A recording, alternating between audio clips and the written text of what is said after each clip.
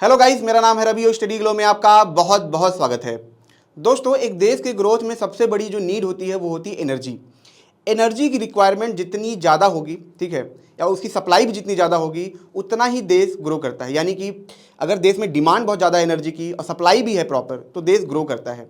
और दोस्तों, आपको पता है कि भारत का जो रैंक था 2015 में सोलर पैनल के मामले में, वो था वो 9वां रैंक था। यानी कि सोलर पैनल से जो हम एनर्जी क्रिएट करते थे, जनरेट करते थे, वो 9वें रैंक पे था। लेकिन भारत ने 2024 में जापान को पीछे छोड़ते हुए तीसरा स्थान हासिल किया है। यानी कि अब जापान चौथे नंबर पे है, जो पहले तीसरे पे था, और भारत वो तीसरा स्थान हासिल कर लिया है। और दोस्तों, इसने हासिल किस मामले में किया है? यानी कि सोलर एनर्जी के थ्रू, सोलर पैनल के थ्रू जो एनर्जी क्रिएट किया है, वो वर्ल्ड में 3rd नंबर पे भारत आता है। यानी कि समझने की बात दोस्तों यहाँ पे ये है कि solar panel, number of solar panel, ठीक है, वो एक अलग चीज़ है। लेकिन उन्हीं सोलर पैनल से जो हम एनर्जी क्रिएट करते हैं, जनरेट करते हैं, जो हमने बिजली जनरेट किया है, वो हम तीसरे नंबर पे हैं। ठीक है दोस्तों, तो ये दोनों डिफरेंस यहाँ पे समझना बहुत ज़्यादा ज़रूरी है। दोस्तों, आपने देखा होगा कि कोई भी जो देश होता है वो ज़्यादातर किस पे डिपेंड होता है? वो डिपेंड होता है कोल पे, ठीक है, हाइड्रो पावर प्लांट पे, मतलब इन्हीं सब चीज़ों पे ज़्यादातर डिपेंड होता है। लेकिन हमें पता है कि आने वाले वक्त में चीज़ें खत्म होने वाली है। अभी जब आप देखेंगे गर्मी जब आती है तो बहुत जगह पे लाइट नहीं होती है। उसका रीज़न ही यही है कि हमारे पास संसाधन ही नहीं है। हम पानी भी डिपेंड है, नदियाँ सूख जाती है, तब क्या होता है, हम एनर्जी जनरेट नहीं कर सकते हैं। जो कोल है वो धीरे धीरे खत्म हो रहा है। तो वो एक बड़ी प्रॉब्लम है दुनिया के सामने कि हम एक नया सोर्स क्या ढूंढें जिसके थ्रू जो एनर्जी की पूर्ति है वो की जा सके। यहाँ पे दोस्तों, अगर हम बात करें, सिर्फ सोलर ही अभी तक ऐसा एक सिस्टम है जिसके थ्रू हम एनर्जी को पूरा कर सकते हैं अभी तक। इसलिए मैं कह रहा हूँ कि बात भले ही होती है फ्री एनर्जी की, ठीक है, मतलब हम कहते हैं आर्टिफिशियल सन की, लेकिन वो प्रैक्टिकल नहीं है, वो एप्लीकेबल नहीं है, अभी तक नहीं है। उनको आने में भी बहुत टाइम है, 20 साल 30 साल टाइम है, और पता नहीं वो आने वाले वक्त में उतने कारगर हो पाएंगे या नहीं हो पाएंगे। तो सारा डिपेंड, अगर जो हम होने वाले भी हैं, वो सिर्फ और सिर्फ सोलर है और वाइंड एनर्जी है। और वाइंड एनर्जी तो कहीं कहीं हवा चलती है, लेकिन सोलर, ठीक है दोस्तों, यही सबसे बड़ा हमारे सामने एक हथियार है जिसका यूज करके हम जो एनर्जी की रिक्वायरमेंट है वो पूरी हम कर सकते हैं। और इसीलिए दोस्तों, आप देखेंगे भारत लगातार कई सालों से इस फील्ड में काम कर रहा है, लगातार कई सालों से, और उसी का ये नतीजा है कि हम तीसरे नंबर पे आ पाए हैं। तो दोस्तों, हम ये जानेंगे कि आखिर रिसर्च में क्या निकला है, भारत कितना इम्प्रूव करता है, मतलब हर साल वो कितने % से ग्रो कर रहा है, ये देखेंगे। 2015 से लेके 2024 के बीच में हमने कितना ज़्यादा एनर्जी क्रिएट किया, इसको भी हम देखेंगे, ठीक है। और ये रिसर्च कैसे हुआ, इसको भी हम जानेंगे। और जो सबसे महत्वपूर्ण चीज़ है वो ये है कि कौन सी वजह थी जिसकी वजह से इतना ग्रो हो पाया। देखिए दोस्तों, सिर्फ अपने आप से चीज़ें होती नहीं हैं, कहीं ना कहीं इसमें लोगों का सपोर्ट रहा होगा, गवर्नमेंट का सपोर्ट रहा होगा, जो बिजनेसमैन है इनका भी सपोर्ट रहा होगा, तब जाके हमें ये मुकाम हासिल हुआ है। तो दोस्तों, इसको हम समझेंगे यहाँ पे कि आखिर ये चीज़ें हमें कैसे मिली। तो सबसे पहले दोस्तों, हम रिपोर्ट की अगर बात करें, तो यहाँ पे जो रिपोर्ट आई है वो किसके द्वारा आई है? थिंक टैंक एम्बर के द्वारा ये रिपोर्ट आई है। अब दोस्तों, इस रिपोर्ट की हम बात कर लें तो ये कोई ऐसा रिपोर्ट नहीं है कि 2-4 लोग गए, 1000 लोग गए और किसी शहर में घूम आया, ये ऐसा नहीं था। इसमें काफ़ी वक्त लगता है और लगभग 215 कंट्री है उनमें ये रिसर्च किया गया। और उनके रिसर्च के बाद ये हमें पता चला कि 2015 में हमारी 9वीं रैंक थी और ये बढ़ के अब तीसरी पे आ गई है, ठीक है। ये चीज़ हमें यहाँ पे निकल के आई। और क्या निकल के आया दोस्तों, यहाँ पे अगर आप देखेंगे, अगर हम पूरी दुनिया की बात करें, जो ग्लोबल इंक्रीमेंट है सोलर पावर एनर्जी के मामले में, वो कितना है? 6 टाइम है, ठीक है। यहाँ पे अगर आप देखेंगे जो ग्लोबल इंक्रीमेंट है वो 6 टाइम है, लेकिन जो भारत का इंक्रीमेंट हुआ है, यहाँ पे ग्रोथ हुआ है, वो 70 टाइम्स है। कब से लेके? 2015 से लेके दोस्तों 2024 के बीच में, यानी हमने 70 टाइम्स यहाँ पे ग्रो किया है। मैंने एक चीज़ आपको दोस्तों बताई थी कि ज़्यादातर हम किस पे डिपेंड हैं? जो पानी से बिजली पैदा होता है, कोल से, मतलब इन सब चीज़ों पे हम निर्भर हैं। अब हम जानते हैं कि हमारी निर्भरता कितनी थी और कितनी बढ़ी है 2024 में, हम ये भी समझ लेते हैं। तो अगर आप यहाँ पे देखेंगे, जो सोलर पावर पे हम जो निर्भर थे वो कितना थे? 0.5% थे। यानी कि आप समझिए कि अगर पूरे देश को जो बिजली की रिक्वायरमेंट है, मान लीजिए 100 मेगावाट है, ठीक है, तो इसमें से सिर्फ 0.5 मेगावाट बिजली हमें मिलती थी सोलर से। बाकी 99.5 जो % डिपेंडेंसी थी वो किस पे था? जो हम कोल है, ये सब सारे जो साधन है, इस पे हम डिपेंड थे।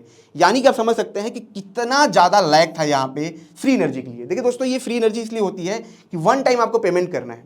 आप कल्पना करिए कि जो एनर्जी आप खरीदते हैं घर में, आप पैसा पे करते हैं, और कभी आप सोलर पैनल लगा के देखिए, आप ये एक बार आप लगाएंगे, ये लगभग आप 15 से 20 साल 25 साल तक ये आपके काम आता है।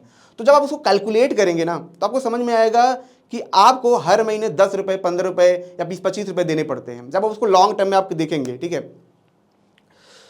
तो यहाँ पे दोस्तों 2024 में कितना हुआ, 5.8%, यानी कि लगभग 6%। ठीक है, 6% यहाँ पे हम डिपेंड हैं। ये बहुत बड़ी बात है, बहुत बड़ी बात है। ठीक है, कि हम इतने बड़े लेवल पे यहाँ पे ग्रो कर पाए, और आने वाले वक्त में आप देखेंगे दोस्तों 2030 तक 40 तक ये लगभग बहुत ज़्यादा इसके ऊपर हम डिपेंड हो जाएंगे, वाइंड एनर्जी के ऊपर और इसके ऊपर। ठीक है, अब दोस्तों यहाँ पे जो हमारी कैपेसिटी है 2024 में बढ़ के हुई है, वो कितना हुआ है, 81 गीगावाट, यानी कि 81,000 मेगावाट के आसपास यहाँ पे हमें हुआ है। अब बात करते हैं दोस्तों, जो एनर्जी हमने क्रिएट की है वो कितना किया है एक्स्ट्रा। ठीक है, तो यहाँ पे हमने जो एक्स्ट्रा एनर्जी क्रिएट किया है वो कितना है, 18 टेरावाट हावर। ठीक है, हमने यहाँ पे एनर्जी ये क्रिएट किया है। अब दोस्तों ये तो हमने पूरा मामला समझा कि हमने कितना क्रिएट किया है, हम कितना ग्रो कर रहे हैं, और आने वाले वक्त में आप देखेंगे तो पहले नंबर पे आना कोई बड़ी चीज़ नहीं है, हम पहले पे भी आ जाएंगे। लेकिन इसका रीज़न क्या है, ये रीज़न हमें जानना बहुत ज़रूरी है कि कौन कौन से लोग हैं, ठीक है, कौन कौन सी स्कीम है जिसके तहत हम ये ग्रो कर पाए, उसको भी जानना यहाँ पे बहुत ज़रूरी है। लेकिन दोस्तों उससे पहले मैं आपको ये बताना चाहूँगा कि आप 2-3 साल से तैयारी करते हैं, इसके बावजूद भी आपका एग्ज़ाम क्रैक नहीं होता है, जबकि वहीं पे कुछ स्टूडेंट आप कितनी ही मेहनत करते हैं, जितना आप मेहनत करते हैं उतना वो भी मेहनत करते हैं, उतनी ही टाइम देते हैं, इसके बावजूद भी वो फर्स्ट अटैम्प्ट में एग्जाम क्रैक कर पाते हैं। जब साइकोलॉजिस्ट ने, रिसर्चर ने इस पर रिसर्च करना शुरू किया, तब जाके उन्होंने ये देखा कि जो टॉप परफॉर्मर हैं, ठीक है, वो फ्लो की स्टेट में चले जाते हैं पढ़ाई करते वक्त, और उन्होंने ये भी देखा कि इस फ्लो की स्टेट को हम आम इंसान के अंदर पैदा कर सकते हैं सिर्फ कुछ मेडिटेशन थेरेपी के द्वारा। और दोस्तों इसी मेडिटेशन थेरेपी को इंडिया में हम लाए हैं महज 299 में, जब आप फ्लो 25 कोड आप यहाँ पे यूज करेंगे। और दोस्तों ये सारा लेक्चर हिंदी में होगा, और सबसे बड़ी चीज़ कि अगर यही कोर्स आप माइंड वैली पे लेने जाएंगे, जो सबसे बड़ी कंपनी है इस फील्ड की, तो वहाँ पे 40 से 50 हज़ार रुपये की यही कोर्स आपको मिलते हैं। लेकिन इंडिया में महज 299 में हम ये यहाँ पे लाए हैं। अब दोस्तों थोड़ा सा योजना के बारे में बात करते हैं, और ये बात करते हैं कि आखिर कैसे चीज़ें ग्रो हुई। तो सबसे पहले दोस्तों हम योजना के बारे में बात करें, मैं आपको बता देता हूँ, इसमें जो सबसे बड़ा हाथ है वो है लोगों का, जो इंडियन सिटीजन है उनका इसमें सबसे बड़ा हाथ है, उन्हीं की बदौलत ये हो पाया है। ठीक है, सबसे बड़ा हाथ उनका इसलिए है दोस्तों, मैं आपको बताऊँ, मैं यही लखनऊ में ही देखता हूँ कि हर घर में लगभग सोलर पैनल लगा हुआ है। हर घर में जितने भी शहर हैं लोगों ने लगवाया है। ये काफ़ी महंगा होता है, बहुत महंगा होता है। आप अगर 1 किलोवाट का भी लगवाने जाएंगे लाखों में पड़ जाते हैं। ठीक है, तो लोगों ने लगवाया, लोगों ने पैसे खर्च किए हैं। ठीक है, तो कहीं ना कहीं जो लोग इसमें आए, इसमें शामिल हुए, उनका सबसे बड़ा योगदान है। अब दोस्तों बात करते हैं गवर्नमेंट का यहाँ पे क्या योगदान है। तो आप देखेंगे दोस्तों यहाँ पे सोलर पार्क योजना करके थी, गवर्नमेंट के थ्रू थी, जिसके तहत ये क्या करते, अलग अलग राज्य में सोलर पार्क बनाते, यानी कि बहुत बड़े लेवल पार्क बनाते, जहाँ पे हमें बहुत बड़े लेवल पर बिजली मिलती। तो इसके तहत भी दोस्तों जो पार्क बने, उसके तहत भी हमें जो एनर्जी इंक्रीमेंट मिला वो इसी की वजह से मिला। ठीक है, दूसरी दोस्तों गवर्नमेंट की जो योजना थी, यहाँ पे अगर आप देखेंगे तो रूफटॉप सोलर स्कीम करके था, पहले इसको चलाया गया था। इस स्कीम का मकसद ये था कि लगभग इंडिया के 1 करोड़ लोग इसमें क्या हों, ठीक है, दर्ज करें, इसमें आए, शामिल हों, ठीक है, और इस योजना का फ़ायदा उठाएं। और उसके बाद दोस्तों इसी योजना को एग्रेसिवली बढ़ाया गया, इसका नाम दिया गया पीएम सूर्य घर योजना। यानी इसका दोस्तों मतलब यही है, आप देखेंगे यहाँ पे सोलर पैनल लगा हुआ है, यानी कि गवर्नमेंट चाहती है कि लगभग 1 करोड़ लोगों को हम घर में सोलर पैनल लगाएं, ताकि 20 से 25 साल तक एनर्जी की छुट्टी हो जाए। ठीक है, ये ठीक है। और इसके तहत गवर्नमेंट दोस्तों यहाँ पे क्या करती है, लगभग 54,000 के आसपास सब्सिडी देती है। यानी कि जो चीज़ मार्केट में आपको 1.5 लाख की मिलेगी, 1 लाख मिलेगी, ठीक है, तो वही चीज़ आपको यहाँ पे 54,000 की आपको यहाँ पे छूट मिलेगी। तब तो सबको लगवा लेना चाहिए, लेकिन ऐसा नहीं है। इसके कुछ नियम थे, ये उन लोगों को गवर्नमेंट देना चाह रही थी जो अफोर्ड नहीं कर सकते। देखिए जो 1 लाख 2 लाख रुपए कमाते हैं वो अफोर्ड कर सकते हैं, जो 50,000 भी कमाता है कर सकता है, लेकिन इसमें शर्त ये है कि जिनकी सैलरी 1 साल के अंदर सिर्फ 1.5 लाख से कम होगी, वही लोग इस योजना का फ़ायदा उठा सकते हैं। ये बहुत बड़ा कदम था दोस्तों, 1 करोड़ घर तक सोलर पैनल को लेकर जाना। आप समझ सकते हैं कि बहुत बड़ा रोल था। जो एनर्जी जनरेशन का जो हम बात करते हैं, ये बहुत बड़ा यहाँ पे रोल है। अब दोस्तों अडानी भैया इसमें कैसे पीछे रह सकते हैं? ऐसा लगता है अडानी को अगर पोर्ट बनाना है, कुछ भी बनाना है, तो इसे मतलब बहुत ही हाइपर लेवल पे ये बनाते हैं, काम एकदम तगड़ा करते हैं। 2022 में इन्होंने दोस्तों ये लगभग स्टार्ट किया था, और कुछ सालों के अंदर इन्होंने क्या किया, दुनिया का सबसे बड़ा जो सोलर पावर प्लांट था इन्होंने बना के तैयार कर दिया, वर्ल्ड के दुनिया का सबसे बड़ा। अभी तक हम एलन मस्क के बारे में सुन रहे थे, एलन मस्क पूरी दुनिया को देंगे, लेकिन अडानी ने उतना बोला नहीं, लेकिन उन्होंने करके दिखा दिया। ठीक है, ये दोस्तों जो पार्क है कहाँ पे है, ये गुजरात के खावड़ा में है, ठीक है। अभी इसकी कैपेसिटी 1000 मेगावाट के आसपास है और आने वाले वक्त में दोस्तों, क्योंकि अभी स्टार्ट हो रहा है, इसको लगने में टाइम लगेगा, तो आप मान के चलिए 3-4 साल 5 साल इसमें जाएंगे, लेकिन आने वाले वक्त में 2030 तक आते आते ये कई गीगावाट एनर्जी हमें देगा। तो ये वर्ल्ड का सबसे बड़ा है, ठीक है दोस्तों। तो इस वजह से भारत इतना ग्रो कर पाया है। तो यहाँ पे आप देखेंगे सिर्फ एक चीज़ नहीं, लोगों ने सपोर्ट किया है, गवर्नमेंट ने सपोर्ट किया है, जो बिजनेसमैन है वो भी खुल के आ रहे हैं, इस पे काम कर रहे हैं। दोस्तों मैं आपको बताऊं, जो सोलर पैनल का जो बिजनेस होता है ना, ये इतना प्रॉफिटेबल नहीं है।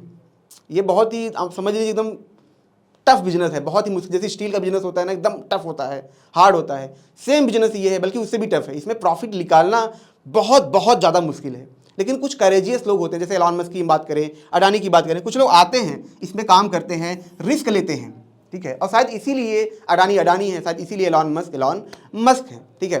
अब इससे क्या होगा, इससे ये होगा कि जो रिक्वायरमेंट है पूरी तो करेंगे ही करेंगे, जो आसपास के देश हैं, जैसे हम बात करें नेपाल हुआ, बांग्लादेश हुआ, भूटान हुआ, उनको भी सप्लाई कर सकते हैं, उनको बिजली बेच सकते हैं और वर्ल्ड जो इंडिया की इकोनॉमी, इसको हम ग्रो कर सकते हैं। तो दोस्तों ये छोटा सा लेक्चर था, अगर ये आपको अच्छा लगा हो तो इसे लाइक करें, कमेंट करें, शेयर जरूर करें। मिलते हैं नेक्स्ट लेक्चर में। Thank you so much.